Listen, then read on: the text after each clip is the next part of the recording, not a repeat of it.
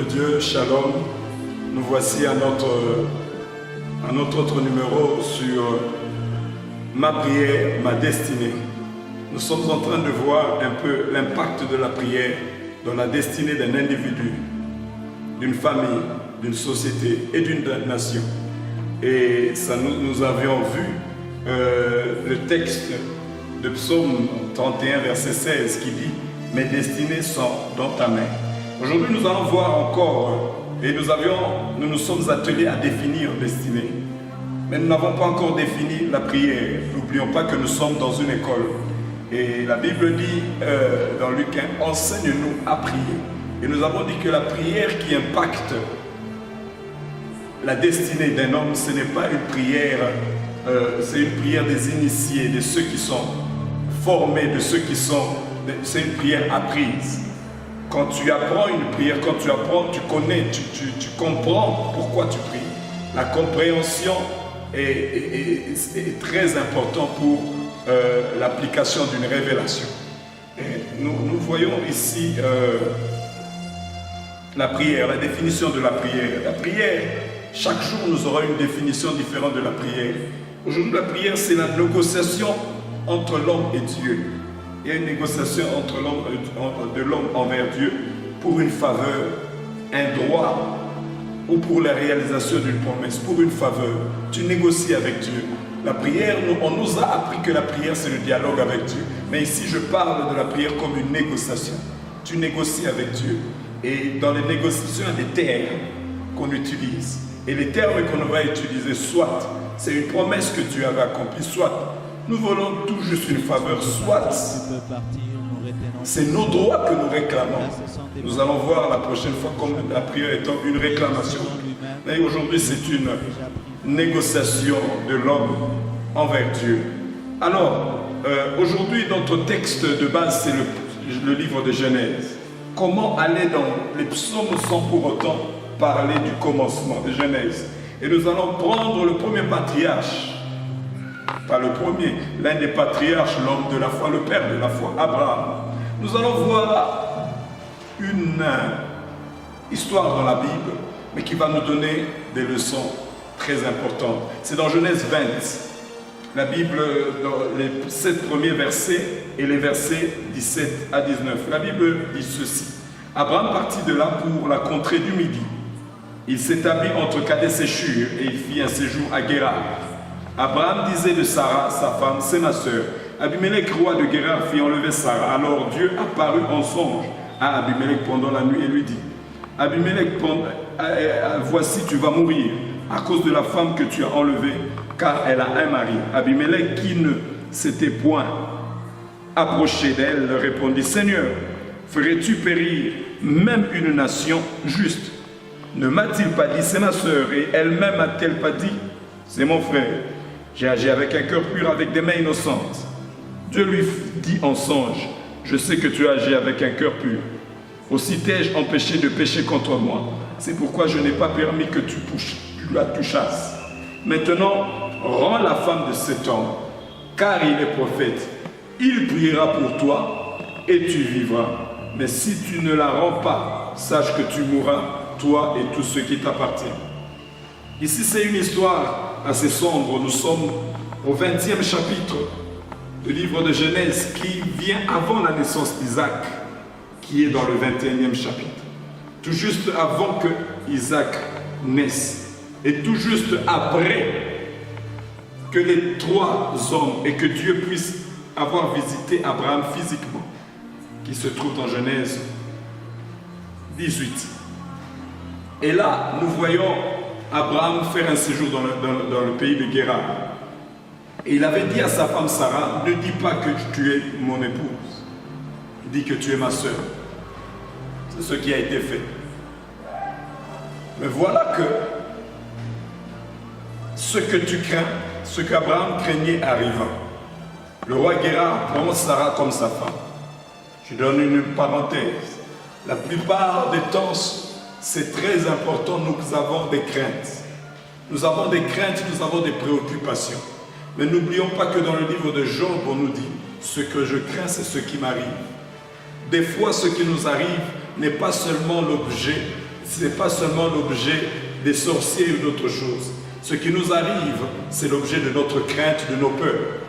Alors faisons attention par rapport à nos craintes, par rapport à nos peurs.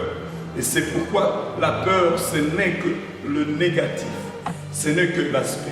Je disais, ce que je crains, c'est ce qui m'arrive. Donc, ce qui peut nous arriver dans notre destinée, dans notre existence, dans notre futur, peut être aussi la conséquence de notre crainte. Mais ici, le roi Guérard prend cette femme, mais il ne la connaît pas. Et Dieu vient lui parler dans le songe. Il vient parler au roi Abimelech. Il vient lui dire, la femme que tu as, ce n'est pas ta femme. Tu dois la rendre. Et il y a eu maintenant, il a dit non, je ne l'ai pas touchée. Je n'ai pas touché cette femme. D'ailleurs, il m'a dit que c'est son frère. Elle aussi, elle m'a dit que c'est son frère. Lui, il m'a dit que c'est sa sœur. Alors, c'est pourquoi je me suis permis de la prendre. Il lui a dit non, ce n'est pas ta femme. Et il lui dit, rends la femme d'autrui. Mais quand tu vas la lui rendre, tu vas appeler Abraham, qui est prophète. Et lui, il priera pour toi. J'aime bien ce verset, il dit, il priera pour toi et tu vivras. Mais si tu ne la rends pas, sache que tu mourras toi et tout ce qui t'appartient. Il priera pour toi. Cela veut dire ici, quelle est cette prière qui va changer une destinée? Écoutez-moi très bien. Guérard avait des femmes, mais là il a pris une femme étrangère qu'il a vue. Et cette femme n'était pas lui, et lui ne savait pas qu'elle n'était pas mariée. Mais il a pris cette femme. L'une des choses que je me demande, c'est vrai qu'elle avait toujours sa beauté, mais quand même à cet âge-là, Guérard devait avoir quand même une puce à l'oreille. Et c'était aussi un peu la cruauté des souverains de l'époque. Ils prenaient des femmes comme ils le voulaient. C'était un peu leur cruauté.